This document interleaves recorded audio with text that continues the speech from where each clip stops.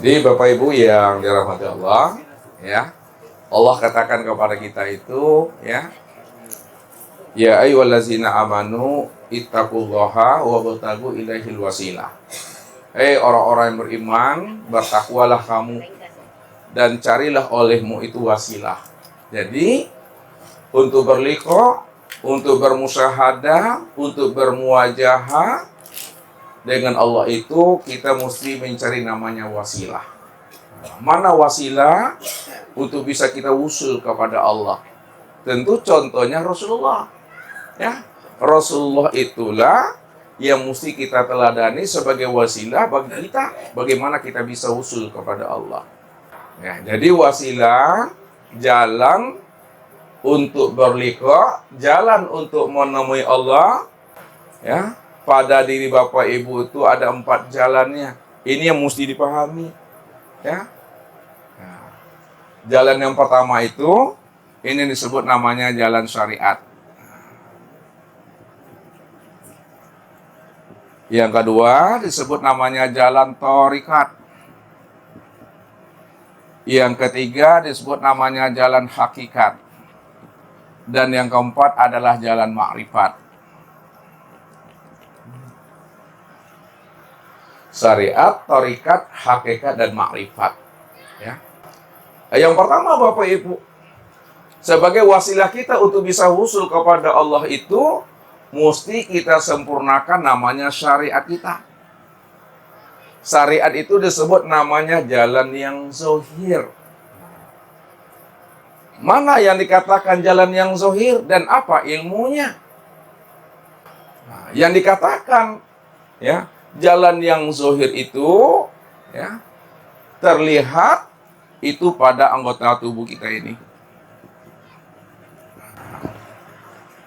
Jadi untuk bisa usul kepada Allah, untuk bisa liqa dengan Allah itu mesti bersyariat kelihatan nyata pada batang tubuh kita ini. Kalau untuk bisa usul kepada Allah mesti bersyariat nyata pada batang tubuh, lalu apa ilmunya? Ilmu untuk memahami syariat itu ini disebut namanya dengan fikih.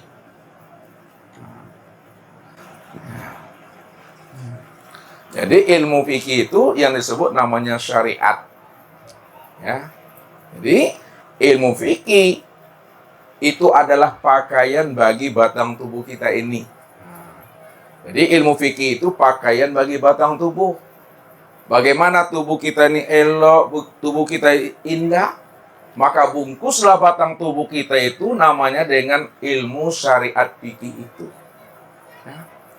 Kenapa? Karena pada batang tubuh kita ini, disinilah kita memandang sifat jamalnya Allah.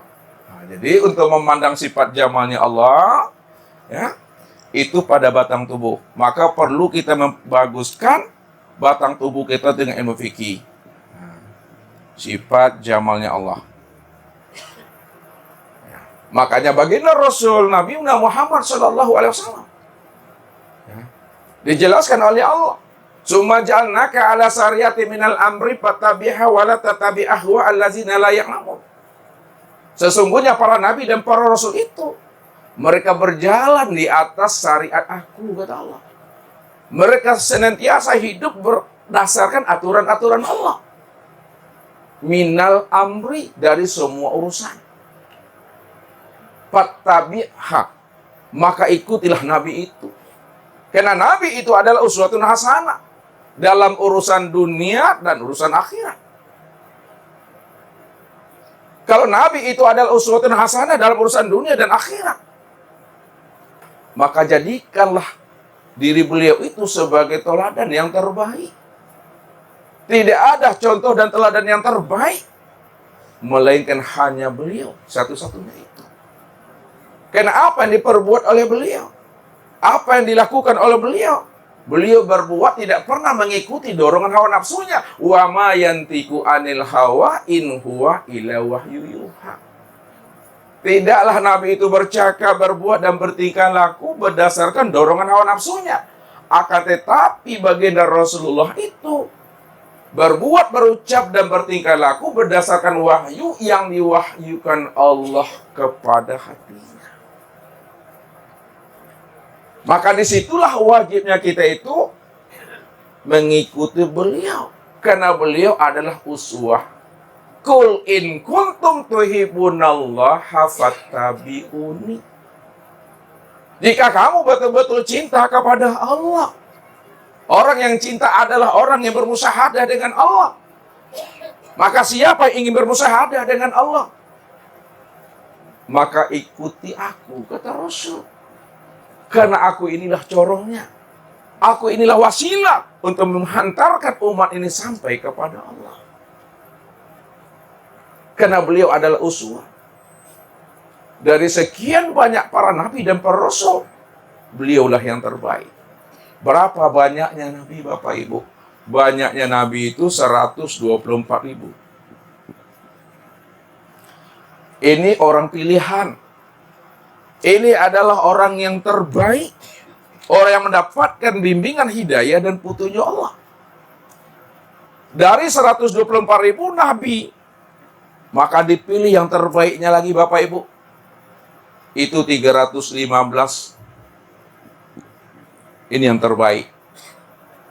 Dari 124.000. Dari 315 yang terbaik, dipilih lagi yang terbaiknya, yaitu 25. Dari 25 yang terbaik, dipilih lagi yang terbaiknya, yaitu 5. Dari yang 5 yang terbaik ini, Bapak Ibu, dipilih lagi yang terbaiknya, itu adalah 1. Yang 1 itulah Nabiuna Muhammad Sallallahu Alaihi Wasallam. Maka itulah yang dikatakan oleh baginda Rasul. Qul in kuntum tuhibbunallaha fattabi'uni yuhibbukumullah. Siapa yang betul-betul rindu, betul-betul cinta, ingin bermahabbah, berliqah dan bermusyahadah dengan Allah, tidak ada jalan yang lain kecuali ikuti aku. Kalau kita sudah ikuti Rasul, karena Rasulullah itulah kesempurnaan syariat, Rasulullah itulah kesempurnaan tarekat, Rasulullah itulah kesempurnaan hakikat, dan Rasulullah itulah kesempurnaan ma'rifat. Maka disitulah kita ikuti beliau. Maka ini yang dijelaskan Allah.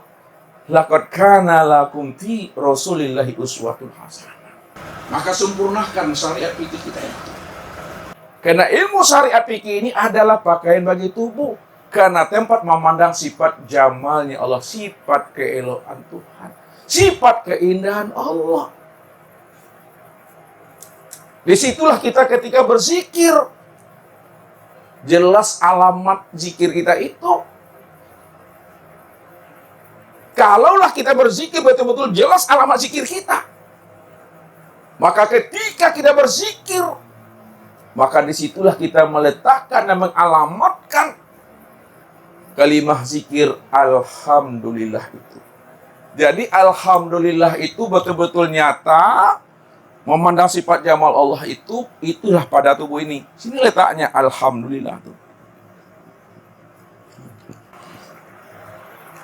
Jadi zikirnya tidak keluar diri, Bapak Ibu. Jelas alamatnya ke sini. Itu yang pertama. Maka pelajarilah ilmu fikih dengan baik. Ilmu fikih itu banyak, Bapak Ibu. Ada namanya fikih niat, ada namanya fikih sholat, ada namanya fikih puasa, ada namanya fikih zakat, ada namanya fikih haji, ya. Ada namanya fikih mawaris, ada namanya fikih jinayah, ada fikih wanita, ya.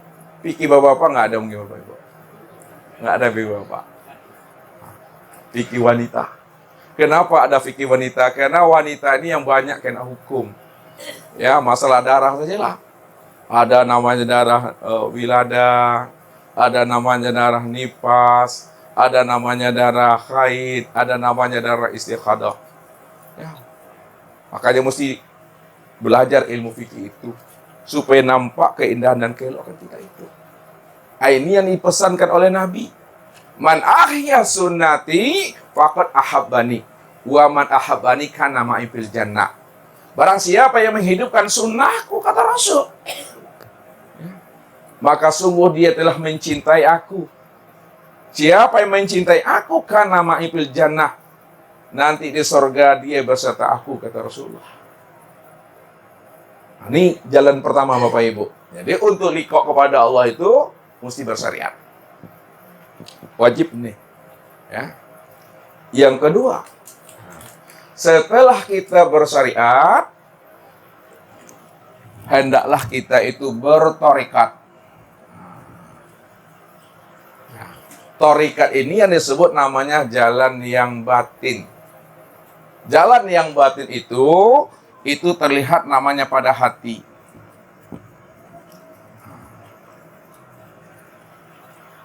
Ya, maka wajib Bapak Ibu ya mempelajari namanya ilmu tasawuf. Tasawuf.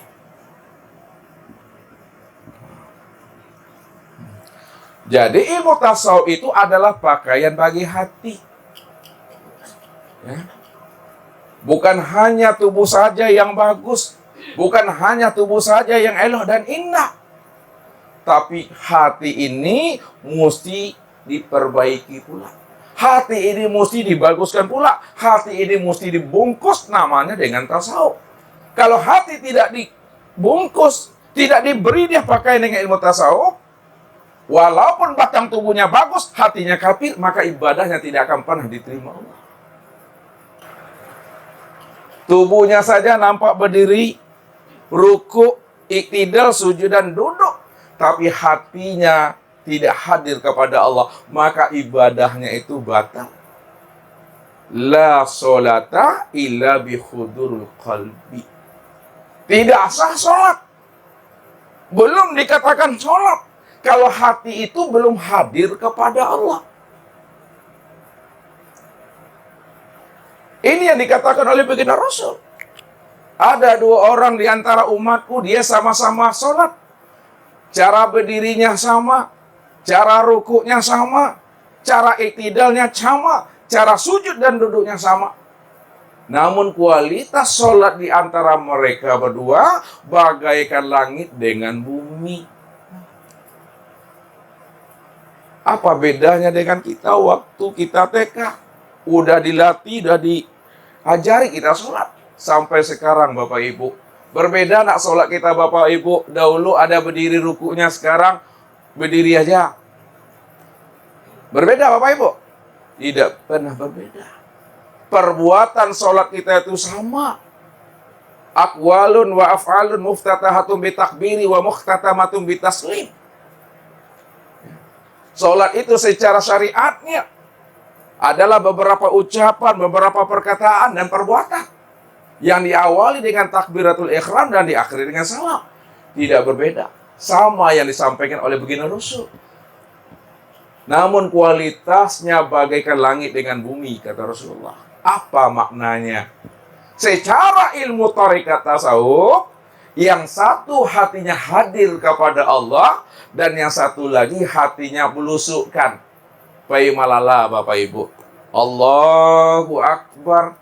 Hatinya lah Firaun Bapak Ibu. Ini yang dikatakan fawailul lil musallin. Neraka wil bagi orang yang sholat, yang mana hatinya itu ya tidak hadir kepada Allah itu. Makanya supaya hati kita hadir kepada Allah, pelajarilah namanya ilmu tarekat tasawuf, karena itu adalah pakaian bagi hati. Ini yang mesti kita benahi, ini yang mesti kita perbaiki. Karena Nabi sudah mengantarkan kepada umatnya itu. Apa kata Rasul? Innallaha la yanzuru ila ajsamikum wala suwarikum walakin yanzuru ila qulubikum wa a'malikum. Allah tidak lihat bentuknya tubuhmu. Allah tidak lihat gantengnya kamu. Allah tidak lihat cantiknya kamu, rupanya kamu, macomennya kamu, cekermennya kamu. Tapi yang dipandang dan ditilik oleh Allah itu kulubikum wa a'malikum. Hatimu dan amalmu. Kalau hati kita ini buta, hati kita tak mengenal Allah, Hati kita tidak bermusyahadah dengan Allah. Bagaimana kita akan bisa ingat dengan Allah itu Bapak Ibu? Contoh, Ustaz beri. Ya. Ustaz punya anak Bapak Ibu. Nama anak Ustaz itu namanya Rashid. Ustaz beri tahu sama Bapak Ibu namanya Rashid. Kira-kira Bapak Ibu bisa nggak Bapak Ibu mengingat anak Ustadz yang bernama Rashid itu di sini? Ya, nggak bisa ya. Yang kedua, walaupun Bapak Ibu malam ini duduk di sini, bisakah Bapak Ibu itu mengingat suami, mengingat istri, mengingat anak, cucu dan menantu, ayah ibu kita, walaupun ayah ibu kita, anak cucu menantu kita itu jauh dari sini? Bisa Bapak Ibu? Apa sebabnya? Kenal, sudah menyaksikan, sudah curhat, sudah berdialog. Begitulah sebenarnya kita kepada Allah. Kalau kita belum berliqah dengan Allah, belum bermusyahadah dengan Allah, belum bermuajahah dengan Allah, bagaimana hati ini akan hadir bisa ingat kepada Allah?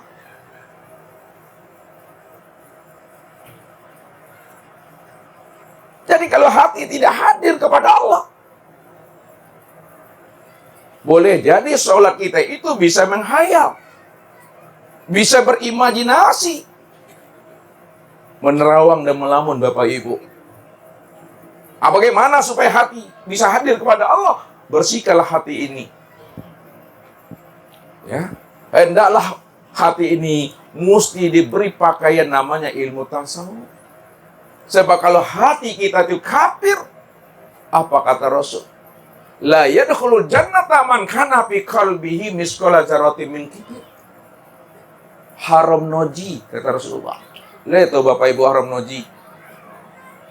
Haram sangat. Bahasa Ustaz, haram sange. Tidak masuk surga seseorang itu, walaupun dia itu adalah ahli ibadah, walaupun dia itu ahli sujud, tidak masuk surga kata Rasul. Kalau di dalam hatinya ada sebesar zarah sifat kibir, sifat sombong. Jangan main-main Bapak Ibu dengan sifat takbur itu. Walaupun sebesar zarah sifat sombong yang ada dalam hati kita, itu akan menjadi batu licin buat diri kita. Batu penaruang namanya Bapak Ibu. Kayak seilie nyawa Bapak Ibu. Aco-aco wataga di batu licin tuh, insya Allah tajungkang nyawa kalau nak tajilapa. Boleh jadi Bapak Ibu nak ngerti dah. Nak ngerti mah tahu wak. Jadi walaupun kita ini dikatakan ahli ibadah, ahli sujud, tapi kalau hati ini takbur, hati ini sombong, tidak ada gunanya. Tubuh ini aja yang dikatakan ahli ibadah, tubuh ini aja dikatakan ahli surga, tapi hatinya kafir kepada Allah. Ini yang dikatakan oleh Rasul. Ketika baginda Rasul berbincang dan berdialog dengan sahabatnya Bapak Ibu di masjid, lalu datanglah seorang pemuda oncong-oncong. Saya masuk ke masjid Bapak Ibu, lihat oncong-oncong selesai. Mau duduk-duduk saya, bahasa awak di sekolah mau duduk-duduk tu lah. Masuk-masuk ya. Ya. Lalu sambil menenteng sendal jepitnya, ya. Rasulullah katakan sebelumnya, sebentar lagi ahli surga akan masuk ke masjid ini. Itu kata beliau. Diperhatikan oleh sahabat Abu Bakar, Umar, Utsman dan Ali. Siapalah gerangan yang dimaksud oleh Rasul? Karena di dalamnya ada sahabat semuanya. Rupanya Bapak Ibu, tak lama Nabi berkata, betul lah Bapak Ibu, masuklah seorang pemuda, ya, sambil menenteng sendal jepit, oncong-oncong masuk ke dalam duduk-duduk saja. Lalu sahabat heran, ya, apa mungkin orang ini ahli surga? Ini hatinya berkata, kenapa dilihat wajahnya nggak glowing, kata ibu-ibu. Nah tuh, kilik tuh Pak Ibu, ya. Tapi nggak mungkin lah, ini Nabi yang mengatakan. Kalau Nabi yang mengatakan ini benar nih. Besoknya Nabi ngasih tausiah lagi. Apa kata Rasul? Sebentar lagi ahli surga akan masuk dan datang ke tempat kita. Sahabat menunggu juga siapa yang gerangan yang dimaksud oleh Rasul. Rupanya yang masuk hari kedua itu Bapak Ibu adalah orang itu juga. Ya. Tambah risau juga alati sahabat ini. Benarkah orangnya ahli surga atau tidak nih? Karena mau lihat pakaiannya, lihat caranya. Memungkinkan Bapak Ibu. Ya. Tidak glowing, tidak ada berasih itu. Tapi tak mungkin pula lah. Karena Nabi yang menjelaskan. Nabi yang memberitahukan. Ini pasti ini. Ya karena Nabi yang menjelaskan. Nabi tidak pernah berbohong. Besoknya Bapak Ibu, Nabi ngasih tausiah lagi. Nabi juga menyampaikan hal yang sama. Sebentar lagi, ahli surga akan masuk. Diperhatikan oleh sahabat, rupanya yang masuk itu juga adalah orang itu juga Bapak Ibu. Ketika itulah Abdullah bin Amr. Dia penasaran Bapak Ibu. Setelah Rasulullah selesai mengasihkan wejangan, kemudian semua bubar. Lalu diam-diam Abdullah bin Amr itu membuntuti pemuda itu. Di mana beliau ini tinggal nih? Dilihat-lihat, dicari-carilah oleh sahabat tadi itu di mana tinggalnya. Rupanya tinggalnya beliau itu di Darul Iqra rupanya. Di Darul Iqra. Oh ini tempatnya Akademi Darul Iqra. Besok dia datang ke situ Bapak Ibu, diam-diam lah beliau ini datang, menyamar dia, dijumpainya lah beliau itu. Ya. Disitulah dia menyampaikan sesuatu bahwa dia adalah sebagai seorang musafir. Ya, angin numpang bermalam di situ beberapa hari. Karena beliau ini adalah orang yang baik, orang yang dermawan, ya, maka beliau silakan bermalamlah di sini beberapa malam. Hari pertama Bapak Ibu, Abdullah bin Amr ini dia sholat tahajud. Sholat tahajud dia. Sedangkan yang beliau yang dikatakan oleh Rasul ahli surga, tak ada sholat tahajud Bapak Ibu, ngorok saya bunyi. Lalu tanyalah, apa mungkinlah beliau ini ahli surga? Saya sholat, dia ngorok aja deh. Besoknya Abdullah bin Amr itu, ya, puasa Senin dia Bapak Ibu. Beliau tidak ada puasa, menyiapkan makan untuk anak bininya. Ya. Tak mungkinlah beliau ini ahli surga. Saya ini puasanya tidak puasa. Besoknya Abdullah bin Amr sholat duha. Beliau masih mengasah-asah parang juga Bapak Ibu. Ditanya oleh Abdullah bin Amr, Bapak kerjanya apa? Saya ini sebagai seorang petani. Jam berapa Bapak pergi? Begitulah bahasanya. Jam 9. Sampai mereka pulang kembali, minta ada sholat duha Bapak Ibu. Hari ketiga itulah Abdullah bin Amr itu betul-betul dia terus terang kepada tuan rumah itu. Wahai Bapak, ya pertama kali saya minta maaf kepada Bapak. Saya ini bukanlah sebagai seorang musafir. Saya ini sengaja ingin bermalam di rumah Bapak ini. Karena aku ingin tahu jawabannya. Karena Bapak secara diam-diam tanpa Bapak ketahui, Rasulullah mengatakan Bapak ini ahli surga. Ya. Lalu saya ingin tahu apa amalan Bapak. Kenapa Bapak dikatakan oleh Rasul ahli surga? Makanya saya ingin bermalam di sini. Maafkan saya Bapak kalau saya berbohong. Ya. Apa kata Abdullah bin Amr? Apa sebenarnya amalan Bapak sehingga Bapak dikatakan oleh Rasul sebagai ahli surga? Ya. Kalau saya perhatikan, ya, saya sholat tahajud, Bapak tidak ada sholat tahajud. Saya puasa Senin, Bapak tidak ada puasa Senin. Saya sholat duha, Bapak tidak ada sholat duha. Tapi kenapa Bapak ini dikatakan sebagai ahli surga? Apa kata beliau? Wahai Abdullah, apa yang engkau sampaikan itu benar. Engkau mampu sholat tahajud, aku tak mampu sholat tahajud. Tapi tolonglah Abdullah, doakan aku kepada Allah supaya aku mampu sholat tahajud sama seperti engkau. Benar itu Abdullah.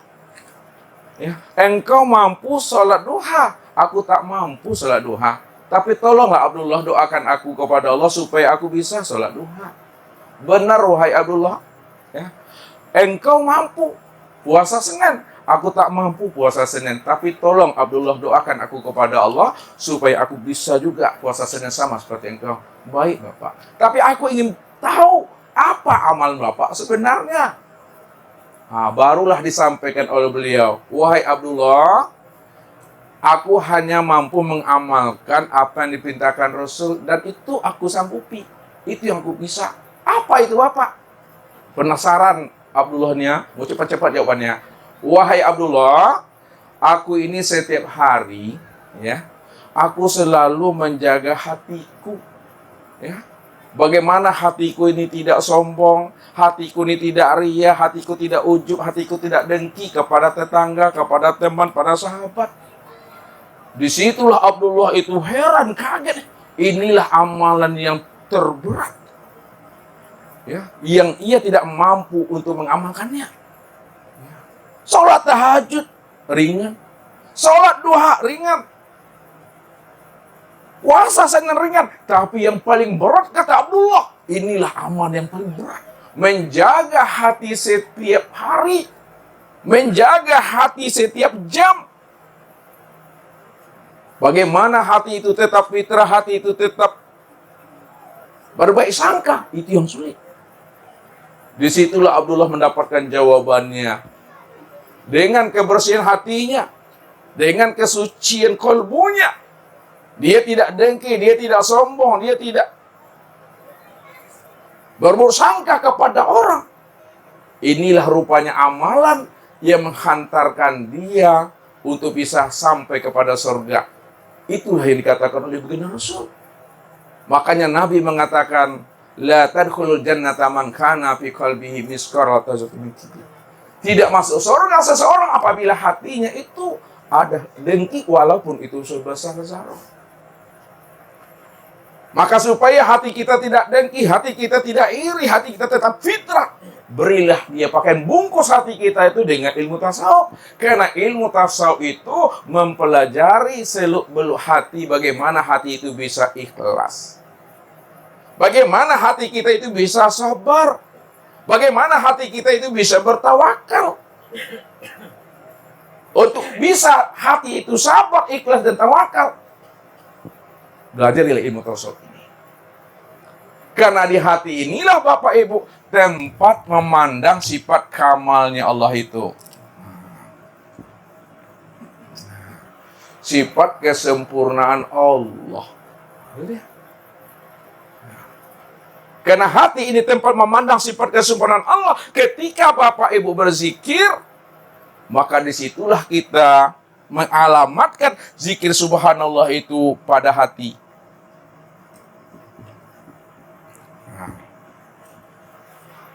Jadi subhanallah itu di hati, makomnya menilik. Nah, alhamdulillah pada batang tubuh ini. Itu dia. Kemudian Bapak Ibu, ketika kita telah sempurnakan syariat kita sudah sempurnakan tarekat kita, yaitu tubuh dan hati kita, maka jalan yang ketiga itu, ini yang disebut namanya jalan hakikat, sebagai wasilah untuk sampai kepada Allah. Hakikat itu yang dikatakan sebenar-benarnya jalan. Maka wajib kita mempelajari ilmu hakikat itu.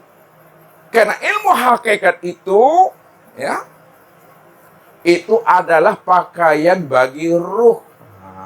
Jadi pakaian bagi ruh itu adalah ilmu hakikat tauhid.